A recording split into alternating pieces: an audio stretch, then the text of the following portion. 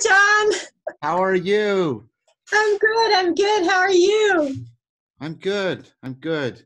I've been watching you talking to Jordan Hall. I feel like I've been watching you for a long time already today. I haven't had a chance to respond, Mary, but thank you so much for what you said. The one comment you made was extremely helpful. And so. Oh, you mean about wondering why anyone would have an objection?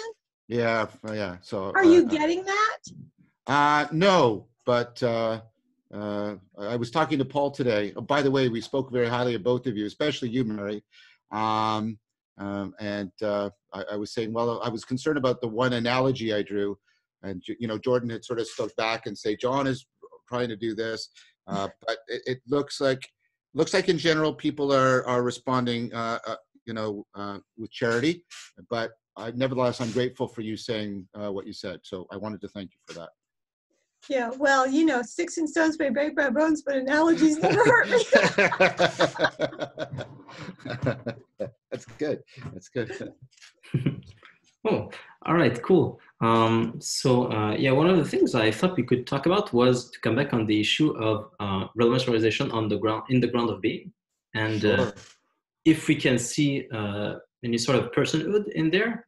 Mm-hmm, mm-hmm. And I've been thinking a lot about this in the past few weeks, especially using Eriugena.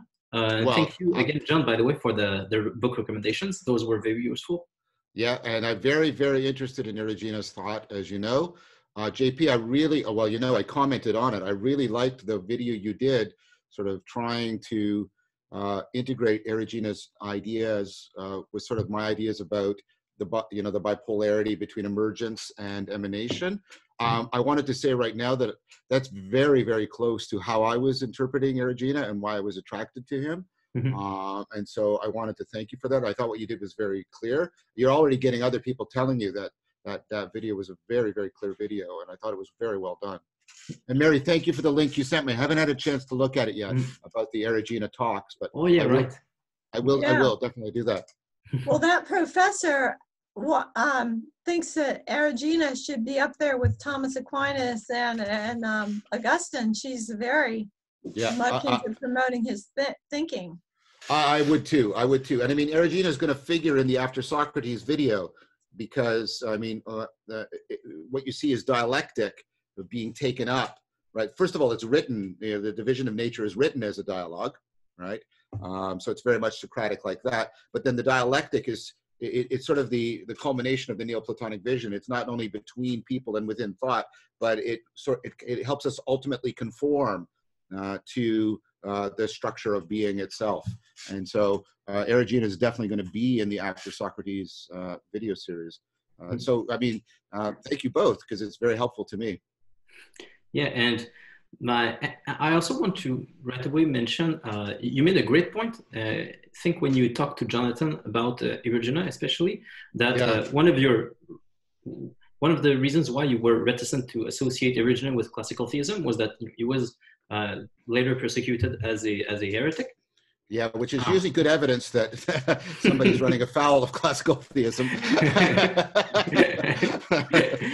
Yeah. So as I was researching, Eriugena in general, I also tried to see a few reasons why he was classified as a heretic, and I mean, because ideally I would avoid being an heretic myself. So I tried to stay away from this, and there were a few accusations which came up, and as you raised.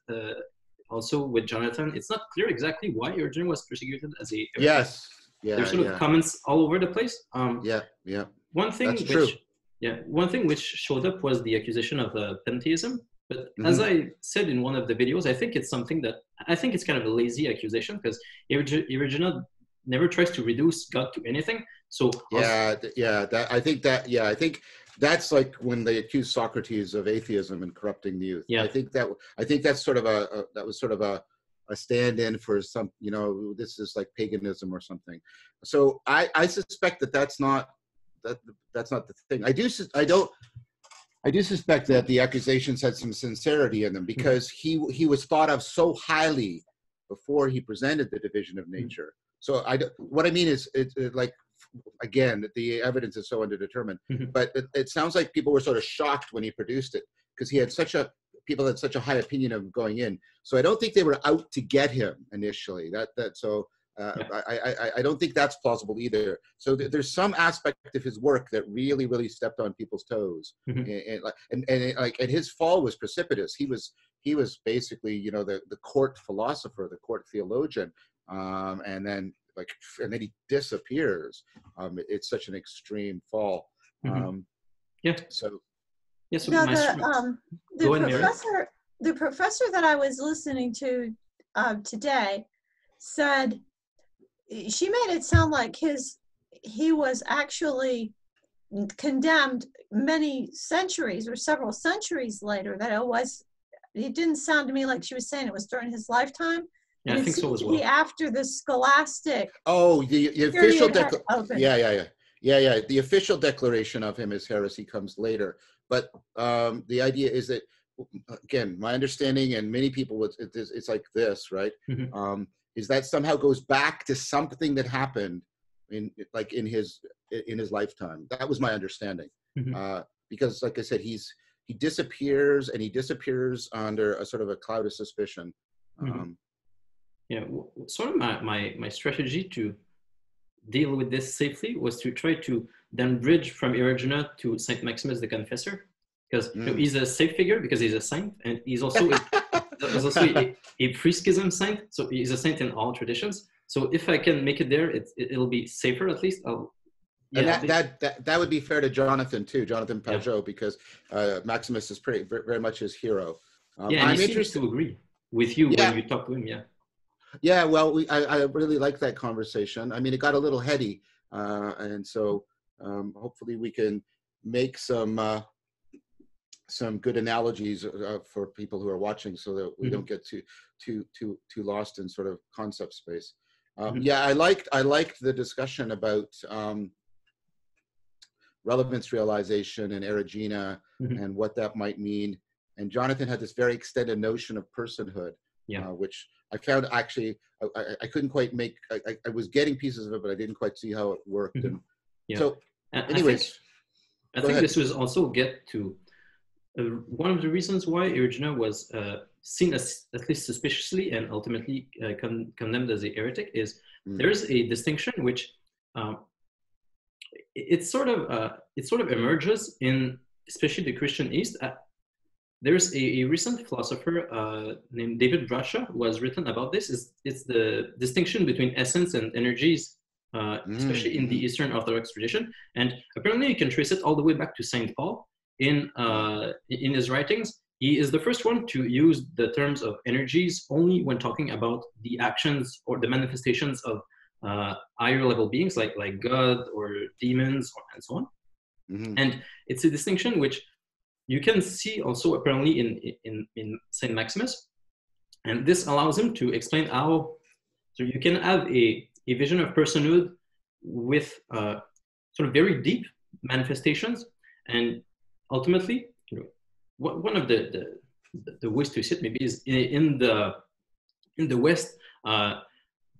There was as you point out, John, a natural supernatural distinction which became clearer and clearer, and then fully articulated with Saint Thomas Aquinas.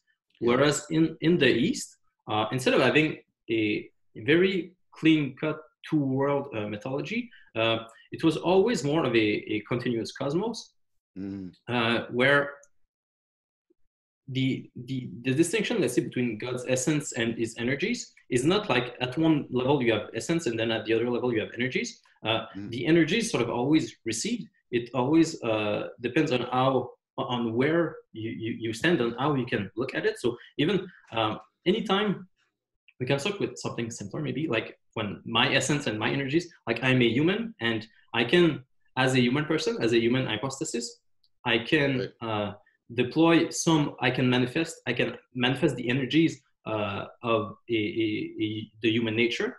Let's say I'm typing on this keyboard, I'm doing something very human at this moment. So my human hypostasis, I have the power to manifest the human nature there.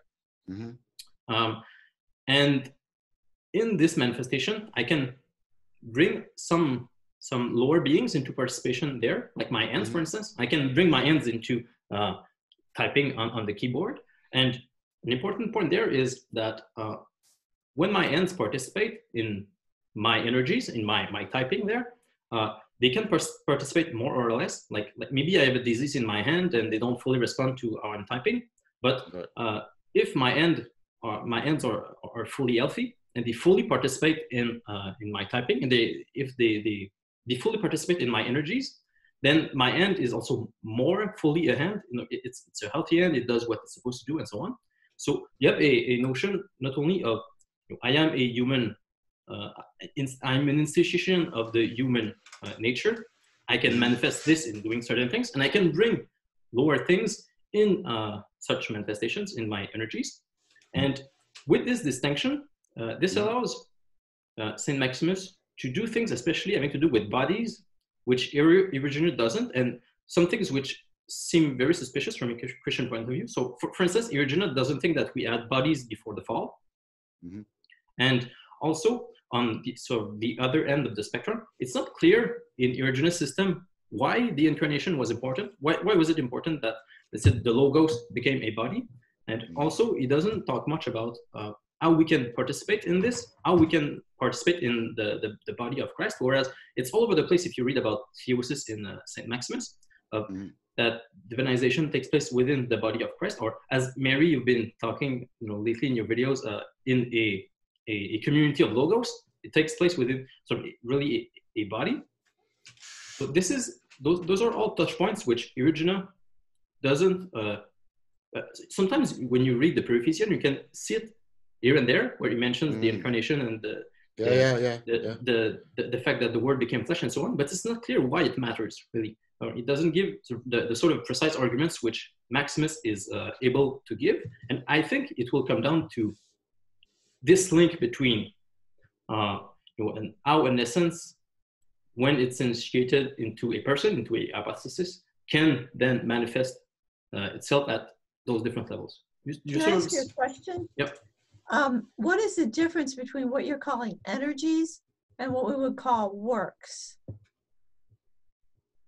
That's a good question. What do you mean by works, especially? What sort of examples will you have? Well, like just what you said about like typing on the computer. It's like it's you're doing work, right? And isn't there etymologically a connection between the word energy and the word work? It's not etymological, it's definitional. Energy is the capacity to do work within physics. Okay, okay, that's what I thought. I knew there was some connection. So I guess my question is then, what's the difference between what you're describing when you talk about like typing on a computer or doing something that, you know, it's like your essence becomes manifested through a work, or I don't see the difference between that and the word energy. I wonder why we're using the word, if energy is a capacity to do work, but you're talking about the doing, then why are we using the word, continuing to use the word energy instead of the word work? Good point. One, the important thing is that, especially in the East, they will identify in a, I guess, in non-logical way, the hypostasis with the energies. So in the case of God, for instance, if you participate in God's energies, you do participate in God. So, but you don't participate in God's essence. Is that the idea? No, not in his essence. We humans never reach God's essence. We can participate to diverse degrees in his energies. So let's say even the mere fact that we exist signifies that we're being held in existence by the grown being. So we participate in the energies to this extent, but we can participate more fully. Let's say, like when I was talking about my hand, my hand, if it's sick and not responding properly, it's still part of, it can still participate in what I'm doing, but to a lesser degree than when it fully obeys, when it fully becomes part of me. And but I'm interested in the participation the other way, JP. Yeah. Maybe Mary is too. I'm interested not so much how your hand can participate in things. I'm interested in is the relationship of participation between the dynamics, because that's what you would say in Aristotle, between the dynamics of your hand and your essence. Like your hand is part of your identity, such that if I cut your hand, you say, "Oh, you cut me," right? You don't say, right? And I'd be guilty of hurting you as a person if I damaged your hand.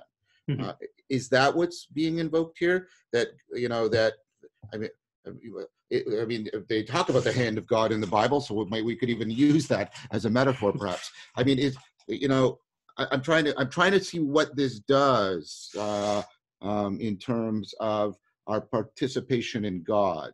That's what I'm trying to get at. So the idea is we can interact with God's hand, and God's hand has a participatory identity with him, but God's hand is not his essence. Is it something like that? I'm trying to understand what's going on. Yes. So I'm not sure I see the point you just read about how you wanted to see it the other way around, in the way how my hand. You were telling me how your hand could participate in the world, but I was interested in how your hand participates in your essence. Okay. I'm trying to get at the relation within God between his energy and his essence. What's the nature of that relations? Because there must be some metaphysical difference, because I can participate in God's energy according to you, but I can't participate in God's essence. So the relation can't be one of identity between God's energy and his essence, but it can't be one of disidentity, or then I can't enter into a relationship with God. That's what I'm trying to. Yeah, that's a very deep question, and I suspect that this will have something deep to do as well with how Eriugena reunites the four divisions of nature. Sure. Because ultimately, all the divisions do all together. There's a sense in which, let's say, the created, uncreated, the created, uncreating is part really of God itself. In being in God, it cannot exist outside of it, or it would just cease existing. So there has to be a relationship that's hard to articulate, and I think this is what they're pointing at with the essence energy distinction. But so I mean, it's something like it's something like, and Jonathan was talking about this. The Neoplatonic idea that the hypostasis, right? It's not essentially identical to that with it. That's why it's a relationship of participation, right? The intellect, the realm of the forms, the eternal interpenetrating system of the forms in the Platonic sense, participates the one. It's actually a transitive verb, right? It participates the one. It proceeds and returns, but it is not identical to the one. And it sounds like you're saying that you see Maximus doing the same kind of thing. Yeah, but I do think that also, as Jonathan said, that in Christianity, like, the most important thing is that the infinite is equal with the manifestation of the infinite. That you really do want to identify. God with his energies. Okay. Now I see. So you're suggesting that the participation of God's essence into his energies, it does not have the diminishment in being that the Neoplatonic process of emanation has. Yes. Yes. I see. Yes, that I would say that's really key. Yeah. Okay. I would say that's really key. So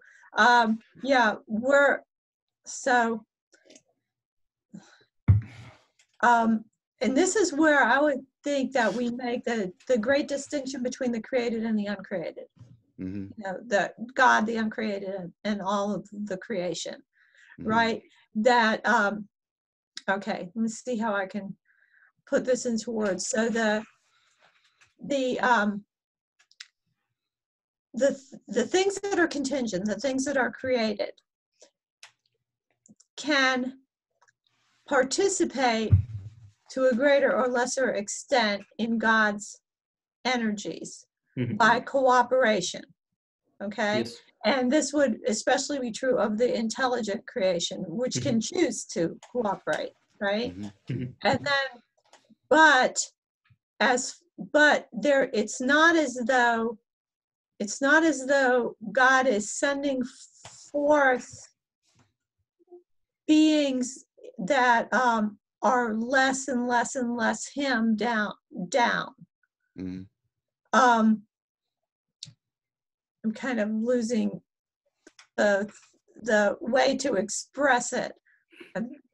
Okay. Maybe JP kind of understands what I'm saying. We're not like everything that there's a sense in which everything that is created, from the highest angel to the, lowest, slug, to every, atom, is in a way equal in being creation, as contrasted to God, who is uncreated.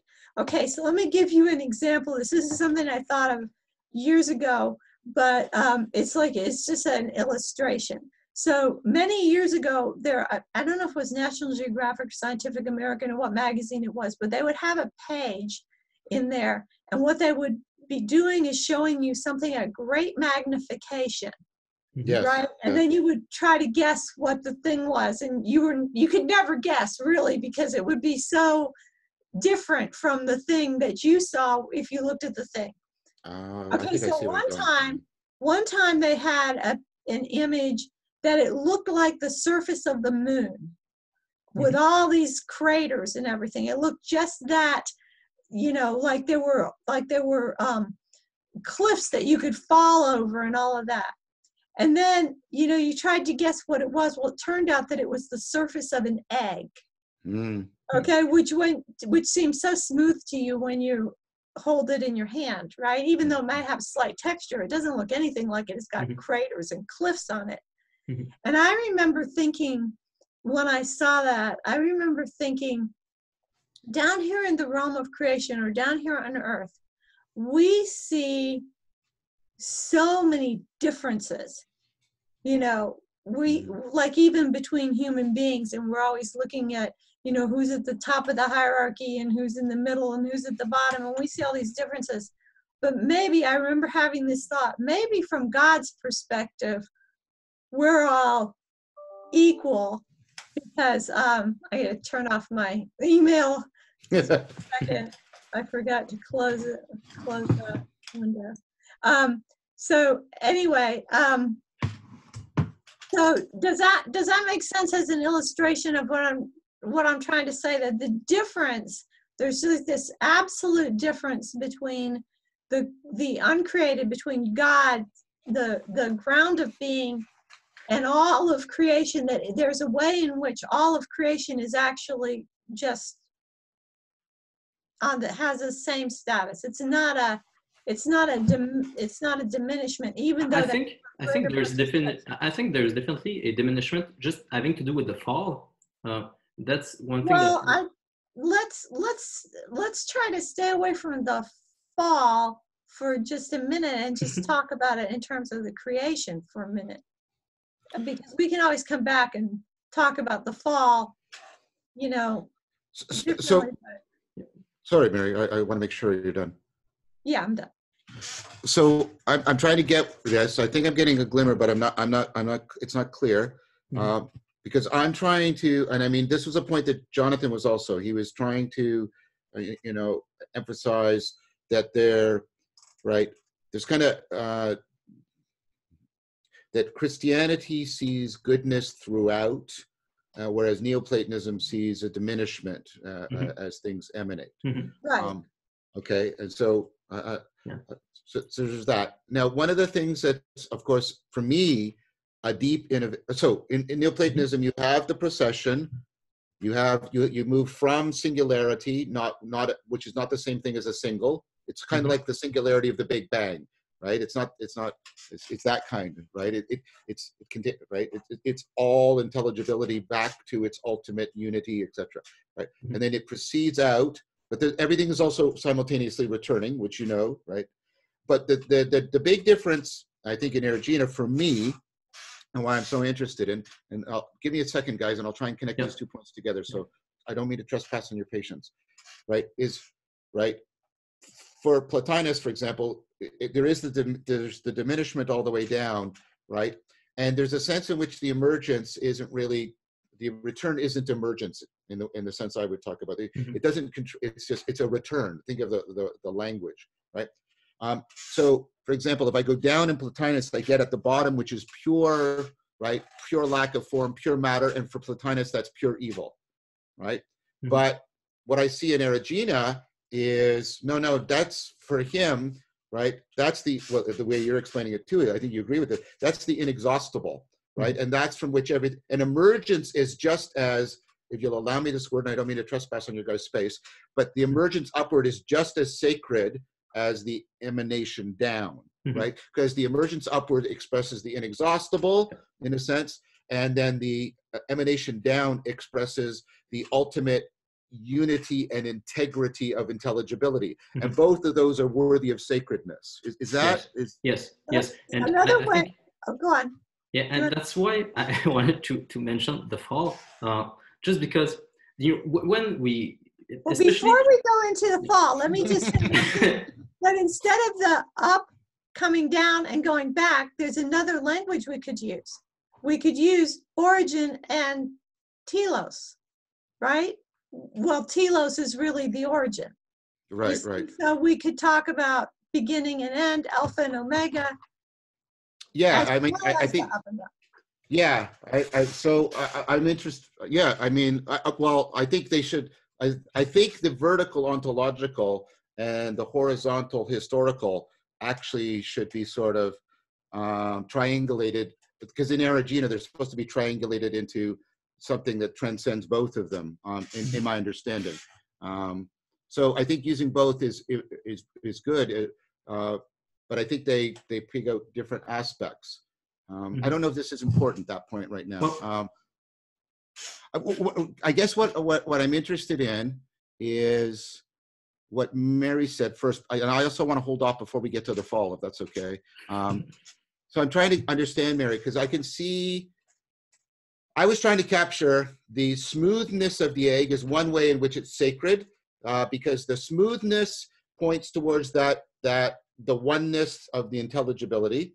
But the differences of the egg, is all those differences actually generate all of the capacity for things to emerge, for new things to happen. And that's also worthy of being thought of as sacred, just as much as the smoothness of the egg. The dappled, it's like Manly Hopkins, right? The dappledness of things is just as much a sacredness as the smoothness, if I could use your metaphor. Is that doing justice to what you were saying? Yes, all creation is good.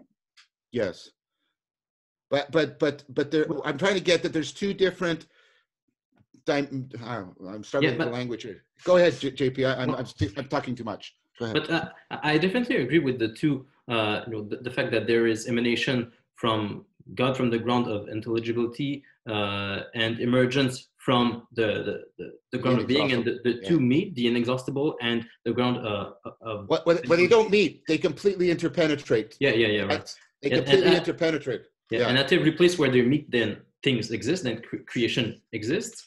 That's right, and that's the dialectic. That's the dialectic in creation. Yeah. Yes, and this is why this is where participation can come in as well, because we can frustrate this ourselves if we do not participate in being properly. We can avoid the emergence from reaching what it should. Yes. And this is why I wanted to mention the fall and theosis also ultimately. I think that this could be one of the reasons why my end example was a bit messy at the beginning, because I'm not perfectly identified with my manifestations, and similarly, right now you can say that the emergence and the emanation are not in the proper relationship because we're after the fall. But the idea is that especially the human being, especially in the Eriugena, has the role of working in this relationship between the ground of being and the ground of intelligibility. We have the before the fall and then after theosis, we have the role of mediating between the two. So there's sort of a fracture in being. Yeah, I get that. And I think, I mean, and the point of the dialectic in the division of nature is to exemplify how we can come into greater conformity, not in what we say, but in what in how we think and interact with each other. So it's more about our being, and that is how we can come into a better alignment with sort of the flow of the dialectic of being. I think that's deeply right. So here's what I wanted to say. I mean, and this is what was also going on with Jonathan, is for me, be charitable to me, guys. I'm trying. Okay, so in deep learning, which is, you know, some of our best artificial intelligence, and it looks like how the brain, and this is, and I make use of it in relevance realization, and that's where Jonathan and I might have had a connecting point. What you see is you see the system cycling. You see the system cycling. So what it does is it does compression, and it tries to get what is invariant, and in that sense, eternally sort of one. And then it flows out to all the variations, right? And then they are gathered back up again. And that's, of course, you know, the model of relevance realization, the model of evolution. And for me, right, I was thinking, oh, that's kind of interesting, because that might be a potential way of seeing something deeply analogous, but which is what you and I've been talking about, JP, and you and all three of us last time, Mary, is that there's something analogous. You know, it's an Augustine or an Augustinian idea that, you know, that sort of not the content of our ideas, but the very structural functional flow of our mind is something that reveals the structure, the deeper structure of reality. So okay, you can see the flow of relevance realization as deeply conforming to Eriugena's dialectic of being. That's where I saw as a potential connection point between Jonathan and I. Is that fair to say that? Yep. Yeah. What did you want to say, Mary? I want to hear from you, please. Well, I want to say that, you know, I like all of this stuff. I've loved everything you've done with the relevance realization. Okay, so if you talk about, so there's something deeply analogous between our mind and the structures of reality. Sure. Deep structures of reality. And I would say, and also the structures of reality all the way up, like all the way up and all the way down, right? So like we may find that there, like even like the formation of crystals or something like that is, sure. I think the autopoiesis and relevance realization has a deep continuity with self-organization of the fire, etc. Yes, I think that. Yeah. So down now, more like to JP's points about, well, this goes down, but also why wouldn't it continue to go up? And so then I have to come back to the question that's kind of like the point of tension between us, which has to do with why wouldn't that be mind there and a person, you know, because it seems to me that we value mind. Sure. We value mind over matter. You know, we value mind over matter because it's the mind that, to use Paul VanderKlay's wording, right, colonizes the matter, right? So we value mind over matter. I'll give you an example. Like if someone injures me, let's say someone hits me and harms me in some way. Okay. So there's the physical reality of that thing happening, but my sense of that incident is going to vary greatly between whether that person accidentally hurt me or had the intention to hurt me, right? Although, the state of the mind, we value it over just the material reality. So, I mean, in some senses, I understand you, but so like, what I'm trying to get at is if we value mind over matter, okay, and if we can't go up above the human in value, then isn't it the case that we have to look and go, well, we're at the top.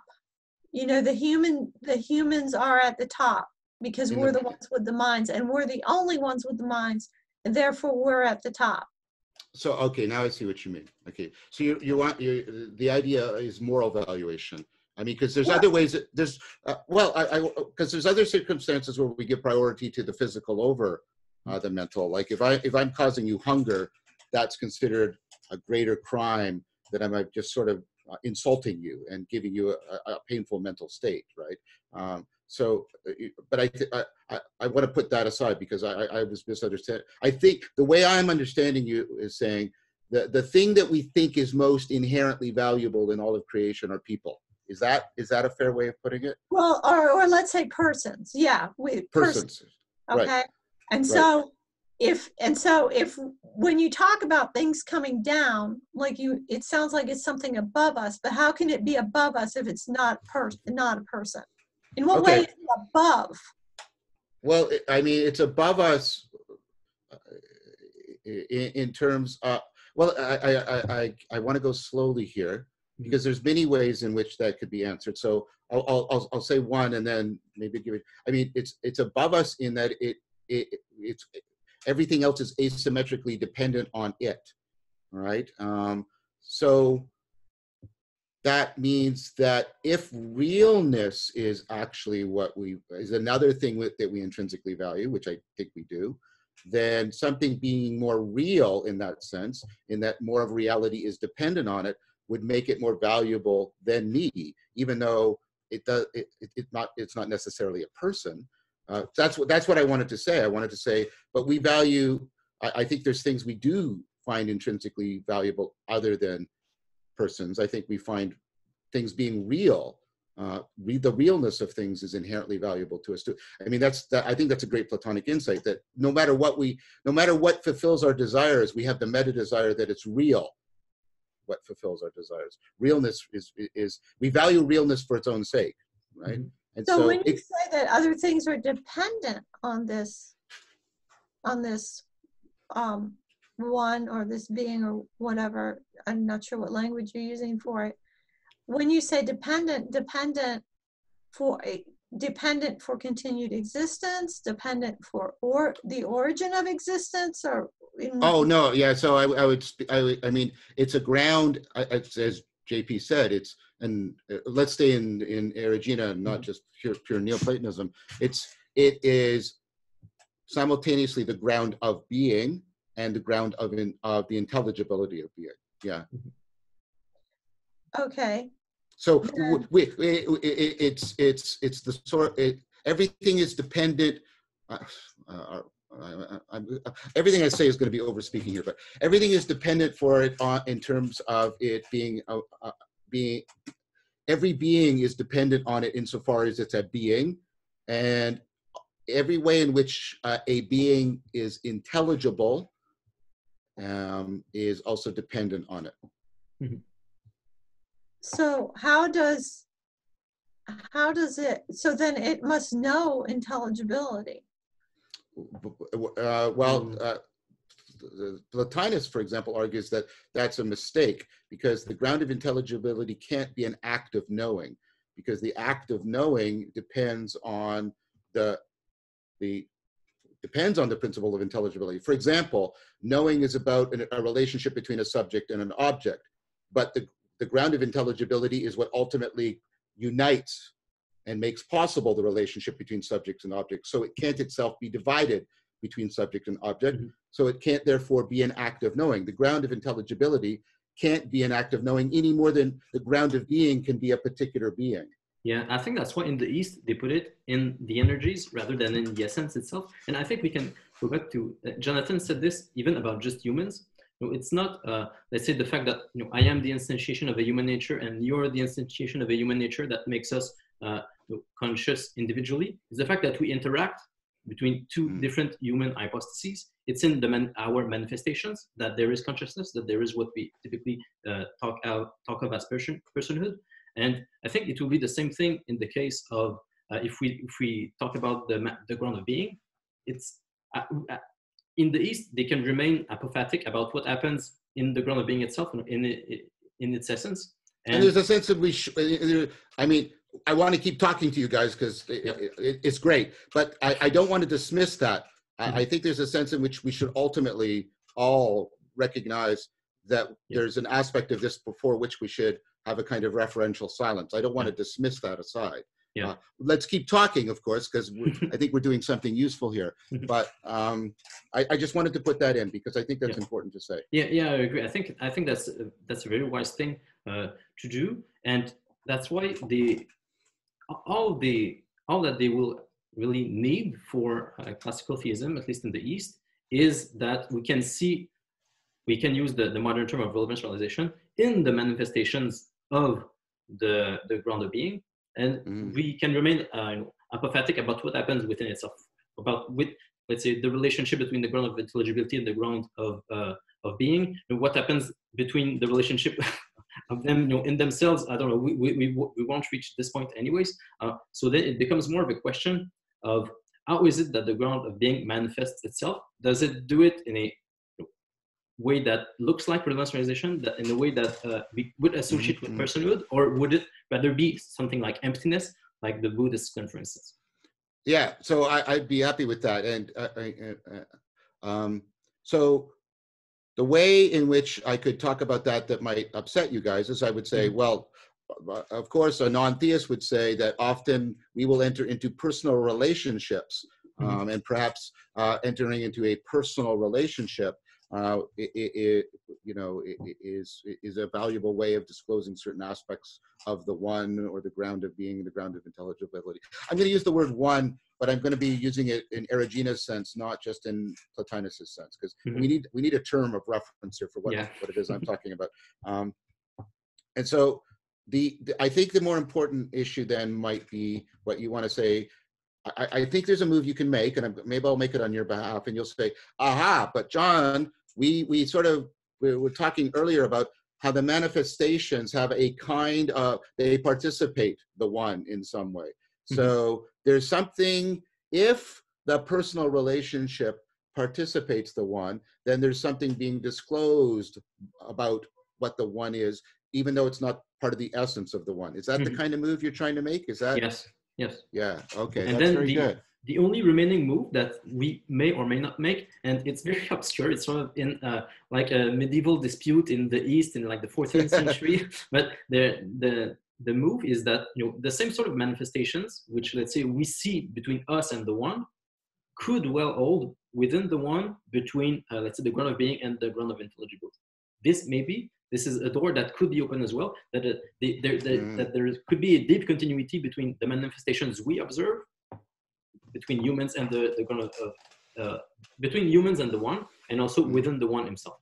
But we can, I think lots of Christians would be happy to remain apathetic about this part. Okay, so let me give you an example of what I'm talking about. So I sort of spoke on your behalf, and you said you thought it was charitable. Yep. So let's take like Vedanta as at least something that's officially supposed to be a non-theistic, because Brahman is impersonal. But Vedanta says that the individual gods, right, are the personal manifestations so that we can enter into personal relationships, but Brahman is itself, right, impersonal. So that's what I mean about, you can use all the language we're agreeing on here and then still ultimately say, because that's what Vedanta does, but ultimately non-theism, right? That was the point I'm trying to make. Well, I think this accords well with, I don't know if you got to hear my last video, or Paul VanderKlay's video, where he talked about the meta-divine realm. That many polytheistic systems also posited a meta-divine realm, and the meta-divine realm could be personal or could be impersonal, or could be a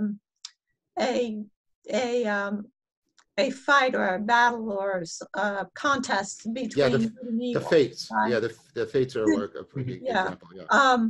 So, we know that when we are talking, like if we go back to classical theism, even when we're talking, say, about the Trinity, when we're talking about God, God as God, and God, the three persons in God, that we know we're talking analogously, to person, and yet there's a relationship. So, so we're not, so the idea that, you know, that God transcends the category of person is already part of, it's already part of Christianity. Mm-hmm. So, so I don't have such a problem with that.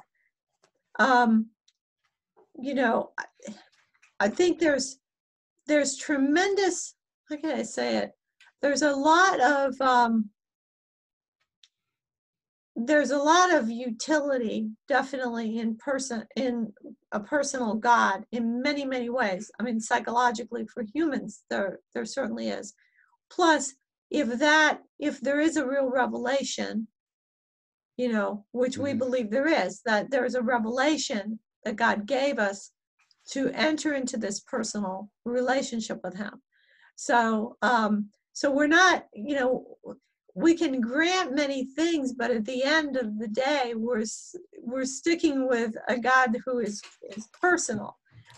Sure. But that's not to slight or to say that, that's not to make, okay, that's not to make light of or not respect the experiences and the traditions of those who say this God is not personal, because even for those who have a non-person, or that the ground of being or intelligibility is not personal, because usually in almost all cases, as far as I know, there are personal entities that come between the human person and that ground of being, such that, like as you said, that a relationship can form.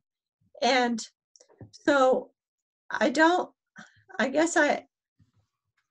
you know, we talked before about the ambiguity, you know, the Higgs society, right?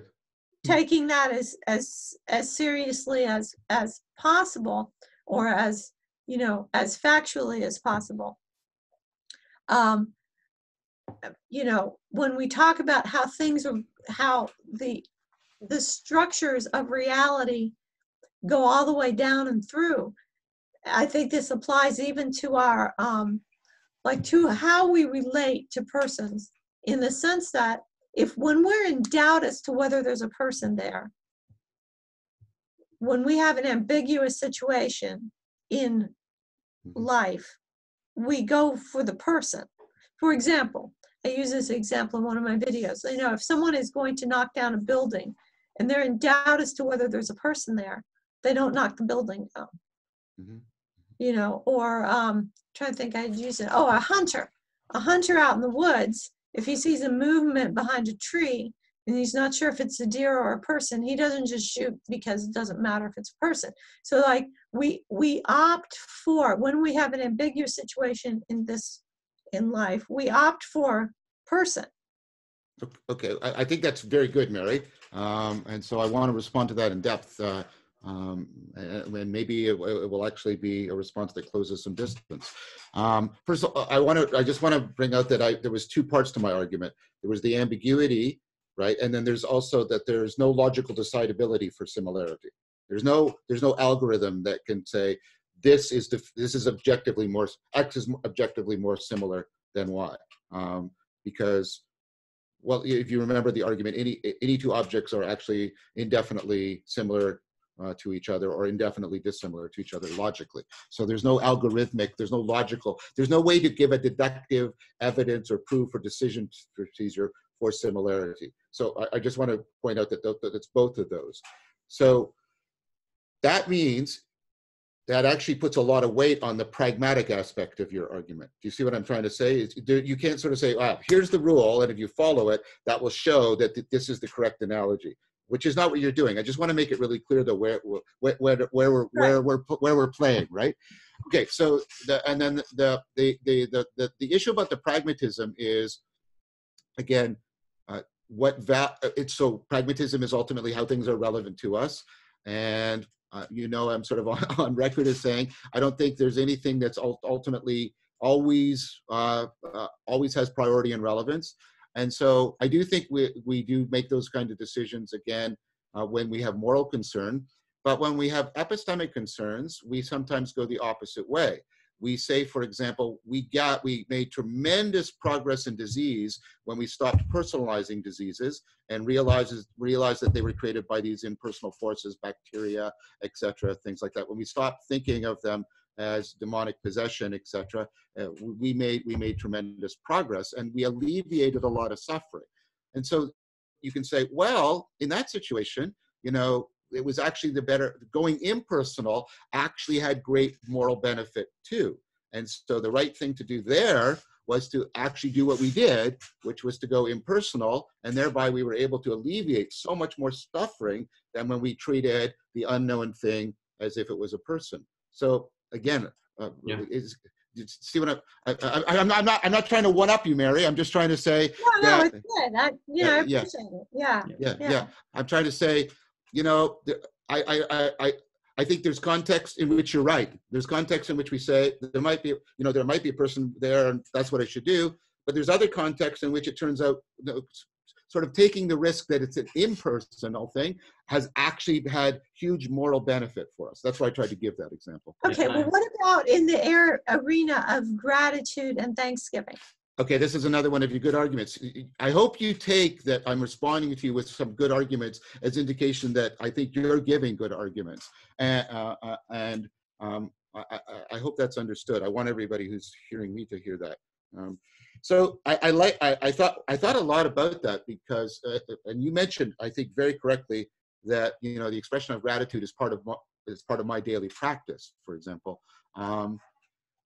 And I was trying to think about, so the idea is, first of all, I want to make sure I understand you. So this is not a challenge or criticism. This is an open question. Is the idea that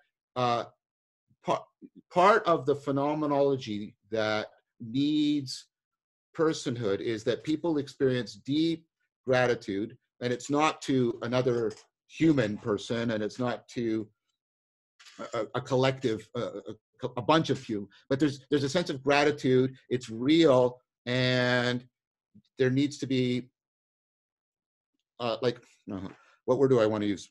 Someone. There needs to be someone. There needs to be a someone to whom the gratitude is directed. And so what I need, my question is, what's the nature of there needs to be a someone? Is it the idea that if there isn't someone there, my gratitude will sort of dissipate and be frustrated? I'm trying to get the phenomenology that you're pointing to. Well, I come back to the if there's a person versus if there's not a person. So, for example, which would be the better option to say thank you to a person who is not there, or to fail to thank a person who is there? Well, so I get your point. We would generally say it would be better to fail when there's no person there than fail when there is a person there. I get that, and I want to acknowledge that. But here, Spinoza famously said in the Ethics that the wise man desires nothing less than to have God love him in return. Because if he is desiring for God to love him in return, then he's not actually loving God for being God. He's not actually loving God as a pure expression of the goodness of being.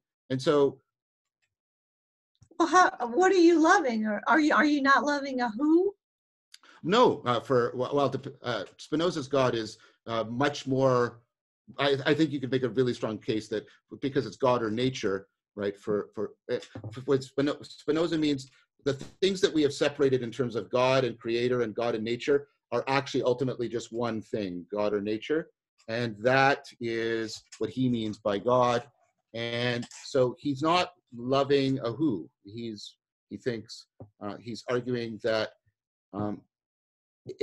if we actually care about the truth as truth, then we should love the ground of being without desiring that it love us in return, because only the love for it without wanting the love in return is actually the love of truth. Because if it's anything else, I'm not loving it because it's true, I'm loving it because of what it's doing for me. That was sort of the idea. Well, you know, in Christianity, we do say that we love God for who he is. Mm-hmm. It's a much more less developed form of spirituality to be loving God because of what he does for me. That kind Okay. of thing. So But that God is deserving of love for who he is. That's yeah. So okay. So let's at least say there's something close between what your Christianity and what Spinoza is saying. Well, and then as long as what I am loving is good, like the truth is good, then can I not love it and be grateful for it without it being a person? Well, I mean, there's a difference between grateful for something and grateful to someone for the thing. Yeah, but why? Okay, but I acknowledge there's a difference. But our question is, which one of those is the one that is happening in, for example, in my phenomenology? Right, I experience deep gratitude for the goodness of the ground of being, for the ways we've been talking about today, and for the ground of intelligibility. And I don't desire, because I'm a deep devotee of Spinoza, I don't desire that it love me in return. In fact, for me, that would be a diminishment of both what my love is directed to and of my love. Well, I understand that. I mean, I understand where you're coming from.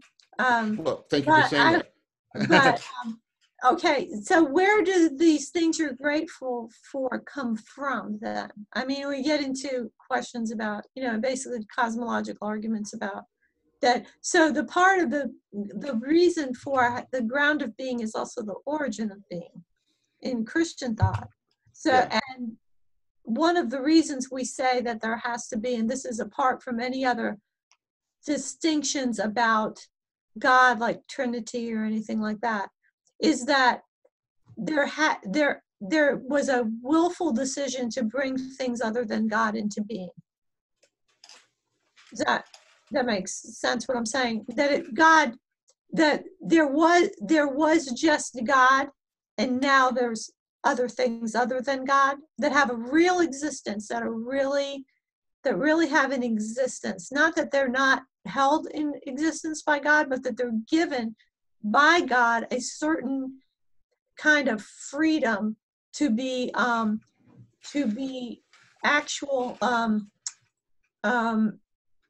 to make things happen in the universe, and to be causes in their own right.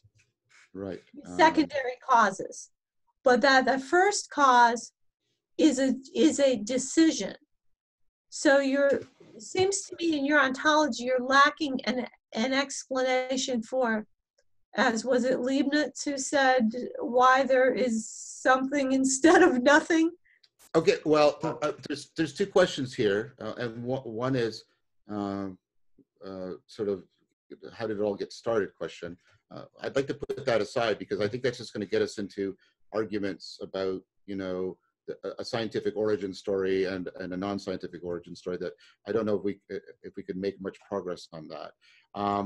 The other one that I'm trying to get, because I think maybe this is one of the reasons why Eriugena was thought to be a heretic. I mean, because Eriugena thinks that God's creation ultimately doesn't leave God.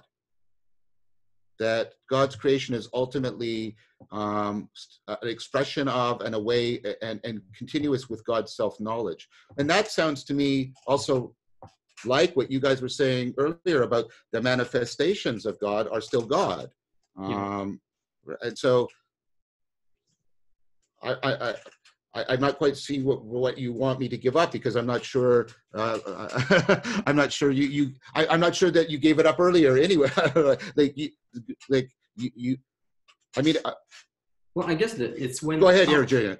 In the Go way, ahead, JP. In the way in which the ground of possibility, the ground of being, will constrain himself into making things exist, then the question will be, in this manifestation, is there how much room, I guess, maybe is there left to change to chance, how much relevance realization is there guiding it towards something? Because I could see, if we just leave it there, I could see this going either way personally, where if we just take those two ideas that, well, we know that there's real possibility in the world, there is real emergence of things, and we also know that there is real constraints on those possibilities, and that the world exists between those two. If all we have is this, it's sort of an empirical question to see where will all this meeting of emergence and emanation lead? Where will this end to? Maybe this meeting is conscious, maybe it's not. If that's all we have, I think it could go both ways. Yeah, I think, I mean, I want to acknowledge that, because I think we're all coming at this, and one of the reasons I like talking with you guys, we're all coming at this with humility, and we're all acknowledging we don't have arguments that foreclose or anything like that. So yeah, I see that too, what you just said, and I do like the idea. That's why I switched from similarity to conformity, that I can put aside my worry about similarity if there is a sense in which, right, my mind can conform to reality, not in the content of mind, but in, like I say, in the very structural functional flow of my mind, it is conforming to the structural functional flow of reality. And that to me is a powerful thing. I think that's very close to theosis, by the way. This participation. I think so too. I think that's what theosis is as well. I think all of this is good, and what you just said. I guess I even though I've been responding to Marianne, challenging her, I also respect her concerns. I keep asking this question, and I'm not trying to be badgering. Even after we do this, I have a sense that you guys, I sound like some sort of alien species, that you guys have a sense that calls you beyond where, if you'll allow me to personalize this, where I am, and like I say, there's some, and I use this term very broadly. There's something in your phenomenology, and Mary's happy to use that term. I know. Maybe I can tell you a story. Okay. Recently, I spent a few months in France earlier this fall, and I had the chance to go to a special mass that was organized for all the students in Paris, and there were like 3,000-4,000 of us maybe. And this was in a fairly big church, an old church, all made of stone. Beautiful building. So we were so many people, we couldn't even really sit down. We could either sit right on the floor or stand up because we were so packed. And Right. There were lots of also clergy there. There was like a few bishops, several priests. There were also servers and so on. I know there was a great choir, lots of incense and all that stuff. So it was a very involved, lots of people very intricately involved. And I remember there was a precise moment in the mass where I looked up. We were singing some hymns. I don't remember which ones. And there's a very sort of living continuity in what we sing there. There are some songs we sing are like hundreds, or I don't know, maybe even more than 1,000 year old. Some are in Greek, some are in Latin. So there's deep historical depth to them, right? Yeah, that people have been saying from the beginnings of Christianity. And we also have some more modern songs. But the precise moment where I remember was we were singing one of those, and in unison with lots of people around me. I had people I loved around me, all combining our voices into one, while the priests and the bishops are also upwards, and we're all looking at them towards the altar. And we were also incensing, and I sort of looked up, and I saw this old rock ceiling with a thick layer of incense that had raised up, and this felt really maybe otherworldly would be putting it maybe too strong, because it more felt like I was as much maybe in the Middle Ages as I was in 2019. It really did feel like, when I was talking especially earlier about Saint Maximus and his view of theosis occurring within the body of Christ, where this, this movement of between the ground of intelligibility and the ground of being, which was sort of broken by the fall. And then the idea is that when Christ became man, he went all the way down to the bottom of things, to the ground Jonathan's of point.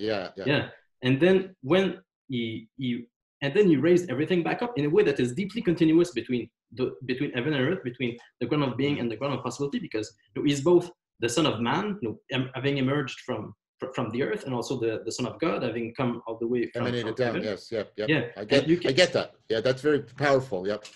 And then he raised us all up by allowing us to enter into communion with him. So he became very close to 12 people, made them his friends. And then when after he died, those people, those apostles founded churches. So they made loving connections with people under them, and this established a hierarchy. Ultimately, I would say between heaven and earth, and also a strong movement in history in which I can take part.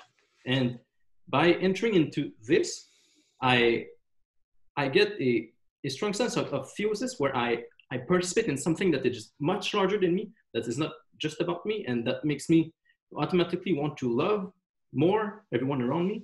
Sure, and I think that's deeply important, but I've had those experiences, and many people have had those experiences in which, again, they feel deep self-transcendence, they feel the affordance of wisdom, connection, communion, they feel connected to something much greater than themselves, and many of those people don't come out of that with having a sense of encountering a being or encountering God or anything like that. And they can have, I had an experience very similar when I went to Delphi, and I stood in front of the Omphalos, and people have been there for millennia, and you have the part of it goes down into the ravine, into the earth, and part of it reaches up into the sky, and you get the sense of the continuity, and you know that Socrates had come, the people had come here and asked about Socrates, and all of that is there, and you get this, I've had, I think, even a sense of being called beyond myself very deeply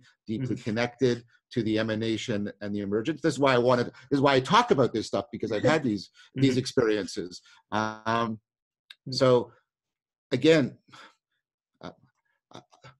this maybe your ontology really is rich enough to encompass the old phenomenology, and that's another possibility, because ultimately I think this is one point, especially when we talk about the personalism of the ground of being. I suspect maybe now that I may be even a bit closer to you than to Mary, because maybe I think I was too rash in saying that lots of Christians would be happy with the deep continuity of relevance realization up until the ground of being. I think in the East that's true. Most Christians would be happy to leave it that, well, God is both person and beyond person. Even maybe the idea that, well, the Father in himself is only doing relevance realization with the Son and not really maybe within himself. I don't know, maybe you could play with this. Well, I mean, he is called the Logos, and that would work. That would go very nicely with what you just said. Maybe this is better left to particular theologians. I mean, I want to ask you a question, John. Can I? Please, Mary. I just want to acknowledge that I do feel like we got a little closer, all three of us, in an important way. And I don't mean just affectionately, that's happening as well. But I just meant, like, I think, JP, you often use the metaphor of bridge building. I think the chasm was less chasmous that the bridge has to go across, if I could put it that way. Yeah. Please, Mary. Okay. I really like all the stuff that you've said about the way that human beings are prone to, that the machinery of relevance realization can be hijacked, that they're prone to these perennial problems, and how the religious traditions have honed the psychotechnologies to help them to deal with that. Yes. Okay? Did I say all that correctly? Yes, you said that very well. You often interpret me very well. So here's my question. Here's a question, though, that I have, is that when I hear you talk about the purpose of religion as being to for wisdom, as a home for wisdom and agape, because I argue that at the end too. Okay. I think what I think about that as a Christian is that that's not the primary purpose of our religion. And I can't really speak that deeply about other religions, but I'm sure this is true for Judaism, Orthodox Judaism, and for Christianity, is that for us, the primary purpose of the religion is worship. And the wisdom, whatever the wisdom effects on the human person are, that we would see them as a byproduct of the worship. So that, classically worship is seen as the virtue of justice as applied to the relationship with the divine. Does that mean treating the divine appropriately? Is that what you mean? Appropriately, according, if you want to put it in a crude way, giving God what he deserves. Sure. And then we carry that further in the Christian tradition and say, we can't give God what he deserves. So Jesus comes in to give himself to us so that we can give him in a sacrificial way through the Eucharist back to the Father, so that then we are giving God what he really deserves. And so, but that the virtue of justice in the soul, or righteousness, the same word is, the word is the same, translated sometimes righteousness, sometimes justice, is that by developing that righteousness in the soul through doing the worship, that is what then I would say the other wisdom things follow from that. The other orderings of the soul follow from that. But the primary purpose of our religion is not, I'm saying this because you talk about the religion that's not a religion, and the wisdom, and getting the wisdom and the meaning but that's I just wanted to say that we don't see that as we don't see getting wisdom as the primary purpose of our religion. Does that make sense? And I'm not trying to say that anything that you've said about it is not correct. No, Just I get that. Add this extra element that it seems like a bit of a truncated view of our religion to say, well, the purpose is to gain wisdom. Is that? Sure, and I get that. I want to ask you about it. I could cite some biblical stuff like, wisdom is the principal thing from the book of Proverbs. So so you're right. And I'm not saying that wisdom is not high up there as a priority, just that it's not the top priority I want to be fair to you. Of the religion. So let's do so if you'll allow me a way of talking about this, because I need a way of translating this into, the phenomenology, because I don't want it just to be a circle of doctrine. I'm not saying you're saying that. So what I'm doing, I'm trying to translate it. Okay. Right. So part of what you might be saying is, part of my phenomenology is I feel called to worship, and that being called to worship, I take to be the primary thing of my religion. And that I wouldn't even just say call, but that I sense, we talked about creatureliness as part of the sense of the numinous, that as a creature in relation to the Creator, I am obligated to worship. That to not worship is to not be fully a creature. But that sounds to me like the ultimate standard is, again, the fullness of your being. That you can't come into a fullness of being unless you're into the right relationship with God. So, for example, if this is tricky. So, you say you are. I'm trying to get above, I was trying to convey that with a sense of being called, in the sense that this is the right thing for me to do, right?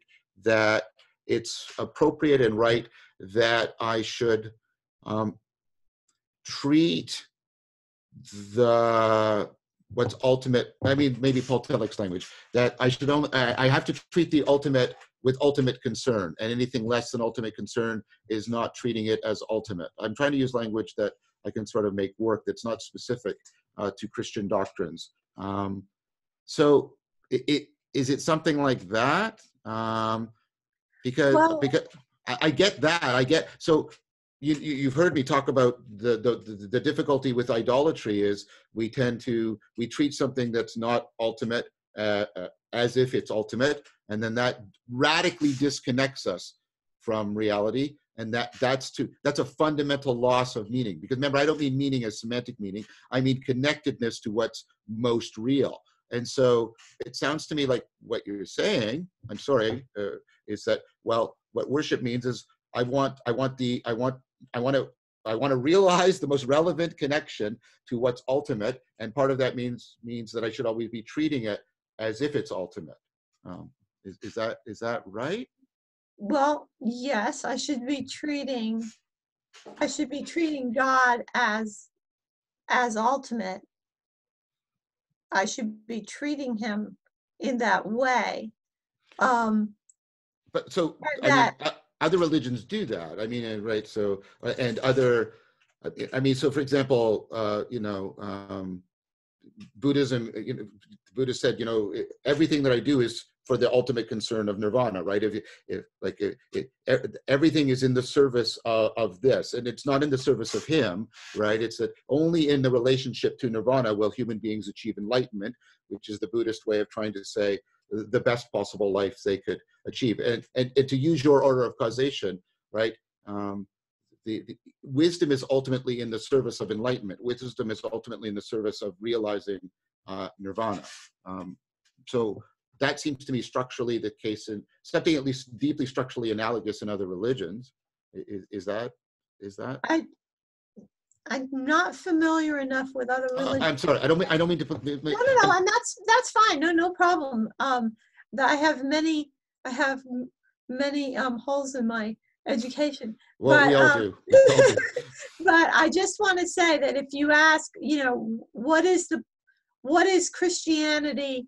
And so there are some Christians who would say, if you ask them, what is Christianity about? They'll say, well, it's about getting saved. Yeah. But that's a rather truncated view of Christianity. It really is about, that giving God what is due him. And then, like I said, we know we can't, because of our fallenness, give God what is justly due him, the praise and the worship that is justly due him. So he has made that possible for him. Now that's one part of it, but that's the most important part. And I would say that shows at least in the Catholic and Orthodox churches, in that the divine liturgy or the Mass is, the Eucharist is, as we Catholics say, the Orthodox would agree, the source and summit of our faith. That is the sacrifice provided to us to give back to God by Christ, by which all the other things come: the wisdom, the agape, the everything. Okay, that's good. Right. So I guess the difference maybe is that in the way in which we can participate in the ground of being, I guess maybe it's closer to the body, or closer to matter within Christianity, where it's not let's say the way we confirm with the cosmic relevance realization is not just an effort on our part to let's say to conform. Yeah, it's not just an effort on our part. We also think that God reaches down, that he became that the manifestations of the ground of being sort of don't just sort of do the bare minimum maybe of sustaining the world into existence so that things can emerge and so on, but and this would get probably into the point of miracles, which we sort of alluded a bit to last time we talked, but that and this would tie in with the phenomenology, where in the phenomenology of Christianity maybe we give a greater part of, we acknowledge more that maybe the effort that being does for us, that the ground of being does towards us. You think that's fair? Is that fair to me or fair to Mary? Who are you asking? Well, to everyone, basically. I mean, I feel like you shifted ground away from Mary a bit. I think Mary was saying something like, independent of whatever it might have done for us, the ultimate is deserving of being treated as ultimate. And then, but that's how I put it. And then I heard Mary saying, yeah, John, but something more. There's, and I'm trying to put my, is it something like a sense of service? I'm trying to get what's, because not all religions are worship religions, right? So the Buddhists don't worship nirvana, but they think it's ultimate and should be treated ultimately. Right, but that's why I'm saying that it's I'm saying that we have a disjunction between, okay, I hear, because when I hear you talking about religion, yes. And like I say, what you're saying about religion being these, containers for the set of psychotechnologies by which we gain wisdom, which I think is all true. Leaves out something in Christianity, I believe also in Judaism, although I don't know that much about where how Judaism sees itself at the now versus how the ancient Jews saw themselves. Well, it's also leaving something out of Islam in the sense of submission to God, because that's what Islam means. Right. So, okay. But what I'm saying is that it's leaving out in Christianity the concept of worship as that worship is what is the church for? It's for worship. Now, beyond that, of course, there's many other things. There is the wisdom, there is the agape, there is the community, there is the there is that by their fruits you shall know them too, right? Right. There's all that. But what it's for is worship. That's why when Christ establishes a church, he does it at that Eucharistic sacrifice with his disciples. It's the core thing. I guess maybe this is part of it then. And so I want to tread very lightly, and I have to go soon, guys. But so you want to, I'm totally, I think it's the Neoplatonic idea. It's in Plotinus. We have to treat the ultimate ultimately. And like I said, that's clearly in other religions. And then there's something more you want to add here about, it's not just relating to what's ultimate appropriately. There's a sense that God needs to be given things. Is that what you're saying? Because that sounds sort of futile to me. Because I don't think God needs anything. That would undermine everything we've been talking about. How everything is right. So God doesn't need that. Should it be that God sort of the Son gives something to the Father with us, that we can participate in what God gives himself in this sense? Is that sort of what you're pointing at, Mary? Well, remember when we were talking, we did this, and also when I was talking to Karen, talking about a lot of times when we talk as Christians, we talk about Jesus loving us, how much Christ loved us, that he sacrificed himself for us and all, but that the primary love of Christ was the Father, that it's his love for the Father is what was most in his, his top priority, even over and above his love for us, that it was out of obedience to his Father, out of love for his Father. So that it's the love between the Father and the Son that is really what creates everything, because it's the creation is for the Son. It's that the Son would have something to give to the Father. So it's what creation is for the Father and the Son is a way that the Father and the Son express their love for one another, and then draw us into that love that they have for one another. And we've been speaking Christianese here, but we can translate it in terms of the ground of being and the ground of intelligibility, sort of gifting themselves to one another through us. But then we're back to what we were talking about before. And I think we might have lost something in the circle, because I've already said that I think part of what I was arguing for when I was arguing for wisdom and religio is to fall deeply in love with being for its own sake. I mean, that's why I invoke Spinoza. And how would that, I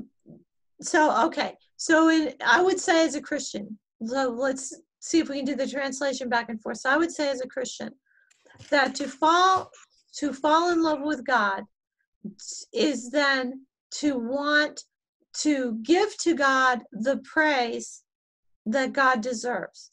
But God knows that I cannot do that. And so God provides for me the means to do that. Okay? That's the sacrifice of Christ. There's many other things accomplished by that, and you know that in Christian theology, but I'm just sticking with that one. Yeah, I'm not trying to say that you're making an exclusive claim. You totally take that totally for granted. Okay. So, what did you say just before? Falling. So my question then would be, okay, so you have fallen in love with being. Okay. So with the ground of being. Yeah. With the ground of being, how do you express, and this is not like an argument, it's just like a, back and forth to understand. Yeah. So how do you express your love for the ground of being? How would you say that works in your? Well, it works. So if it depends what you mean. I mean, it would be analogous to you come upon the Grand Canyon and you realize there's something above and beyond you, and you say, ah. You express awe, you express, right, reverence. Or like when I'm listening to I'm only using this as an analogy because we're trying to talk here. So I'm using aesthetic analogies. I'm listening to perhaps, the Seventh Symphony by Beethoven, and I feel tremendous. It causes me to sense a depth of things, and I love that depth. I just feel the love of that depth, and I appreciate in both the senses of value and understand and grow, because appreciate means all of those, and I appreciate it very, very profoundly. And that's what I do. Because, okay, so I kind of get it. So because to you the ground of being is not personal, then just merely having the personal experience that you're having of appreciating, of feeling connected to it that way. Deeply. But then we get back to if you know the ground of being as personal, you can understand then there would be some phenomenologically different responses to a person versus the non-personal. I get that. I get that. I totally acknowledge and understand, I think, that you want to say in worship, I'm doing something other than what you're doing, John. But what I'm trying to get from the other way, but that's after you've concluded that the ground is personal, which to me is to get the cart before the horse. I want to know what it is. And maybe this is where you have to ultimately point towards revelation or something. I want to know what it is in the phenomenology that then first that calls you to attribute the personhood. I don't want to say personality because that's the wrong word. Such that worship makes sense to you, right? My question isn't what.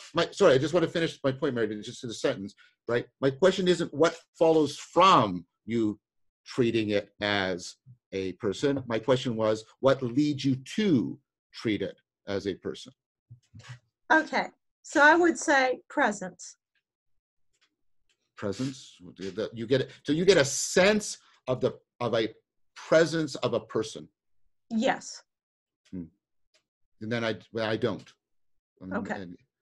And so that's what that. And not because, in fairness to me, I wasn't around a lot of people who claimed that and tried to get me to, like, they brought me up to try and experience that and feel that. So if that's what it comes down to, then I have nothing to say to you. And I don't mean in the reticent, I'm pulling away. I still want to be in relationship and communion with you. It's just, I don't know what to say there. Yeah. So because there is the revelation, there is the the ontological arguments about the creation being a decision of a person. There is all of that, but then there is the sense of presence, which I think JP was kind of hinting at himself. So there is all of that. That's why I say that when I'm hearing you talk about what religion is for, I feel a little bit like it's not totally grasping what we're experiencing within our religious experience. However, that's not to say that I would in any way impugn the endeavor to bring as much wisdom to people and as much meaning to people as possible, but that I think Christians are still going to be there. We're still going to be around, and we're still going to be saying, there's a person here we want you to get to know. We'll still be saying that to people, and many of those people will get to know that person. They will have that experience of presence, and it will be transformational for them in ways that you would approve of. I don't disagree with that. I guess one thing to say back is I was not trying to speak about what Christianity was, because I think it's fair for me to say that there are things that are bona fide religions, axial religions, world religions, in which that sense of the presence of a person is not felt or valorized within the religion. And so I was trying to speak as to what I think, because I'm ultimately in the series, I mean, I'm trying to be a scientist. I'm trying to find what are the universal principles of this phenomena. That doesn't mean that that's not to dismiss everything that we've been talking to, or the decision point that we came to. I think there's a way in which, Christians should keep doing what you're doing, but I wanted to understand why, for me, if I'm trying to talk about religions and not Christianity, that can't be a defining feature. Right. Yeah. I understand that, but I just wanted to make the point that that's kind of a. Do you think I've ever disrespected Christianity? No, not at all. Although I do think maybe in his conversation that I saw with you today that Jordan Hall was a little bit dismissive of the value of vows. Yeah. But that might be a nit I need to pick with him sometime. He's such a great character. I thought when I read the title of your video with him, I thought where you had the two numbers, the Roman numeral. I thought it was just an LL. I thought, then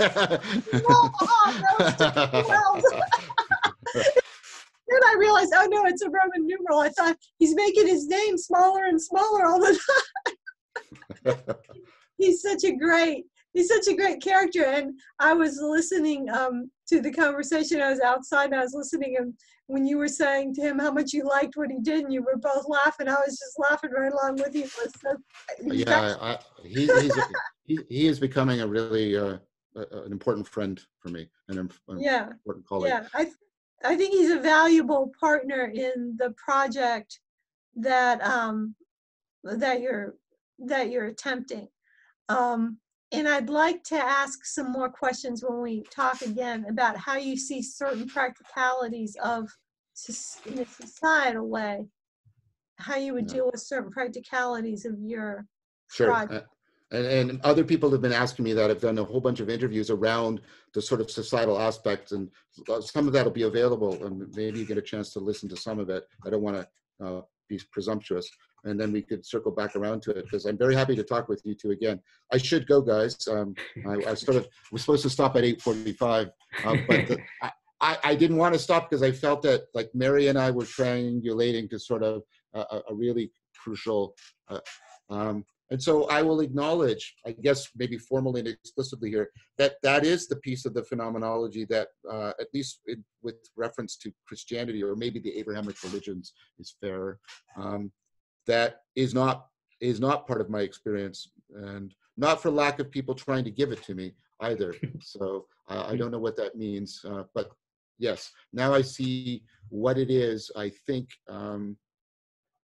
you have in your experience, and how you have it in your experience, and why you place the value you do upon it. So I think you have answered my question in that way, Mary. Thank you.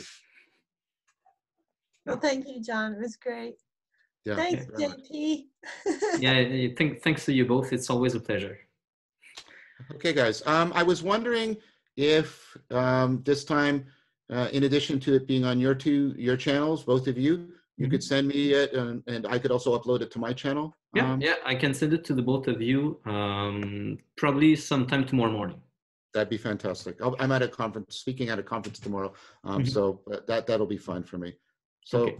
We will. I'm sure we will all talk again. I enjoyed this thoroughly, and thank you very much. I appreciate everybody's, affection and respect and charity, and entering into good faith discussion. I deeply appreciate it, and I'm thankful for it. Yeah, and thank you both for your work as well. Thank you, JP. Bye. Good night. Bye, guys. Bye, guys.